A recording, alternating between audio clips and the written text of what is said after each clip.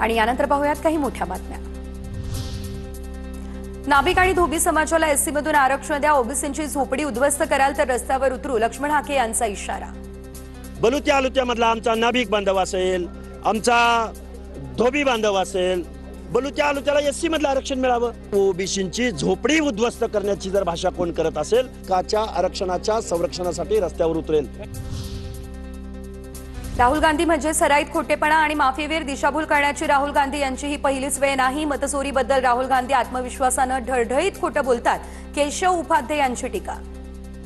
सराईत खोटेपणा आणि माफीवीर हीच राहुल गांधींची खरी ओळख आहे, पण खोटं बोलणं ही राहुल गांधींची पहिली वेळ नाहीये।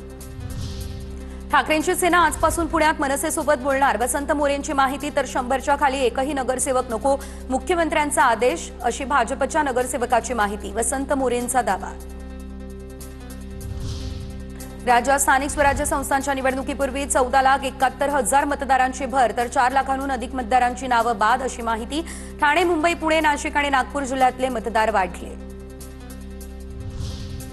लाडकी बहीण या योजनेतील लाभार्थ्यांना ई-केवायसी करणं बंधनकारक, महिला आणि बालकल्याण मंत्री आदिती तटकरेंची माहिती। पुढील 2 महिन्यांमध्ये ई-केवायसी प्रक्रिया पूर्ण करणं गरजेचं। एसटीमध्ये 17,450 कंत्राटी चालक आणि सहाय्यक भरती होणार, 8,000 नवीन बसेससाठी भरती केली जाणार। 2 ऑक्टोबरला निविदा प्रक्रियाही सुरू। नवरात्रोत्सवात गरबा फक्त हिंदूंसाठी, मुस्लिमांना प्रवेश देऊ नका, टीका लावून आधार कार्ड बघूनच गरब्यात प्रवेश द्या, विश्व हिंदू परिषदेचं नागपूरमधील गरबा आयोजकांना हे निवेदन। समाजात दरी निर्माण करण्याचा प्रयत्न, विश्व हिंदू परिषदेच्या नवरात्रोत्सवाच्या निवेदनानंतर वडेट्टीवारांची टीका।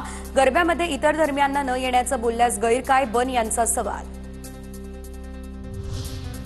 नाशिकमधल्या सिंहस्थ कुंभमेळ्यासाठी समिती गठीत, गिरीश महाजन समितीच्या प्रमुखपदी, शिवेंद्रराजे भोसले, भुजबळ, कोकाटे यांच्यासह दादा भुसे आणि उदय सामंत या समितीमध्ये।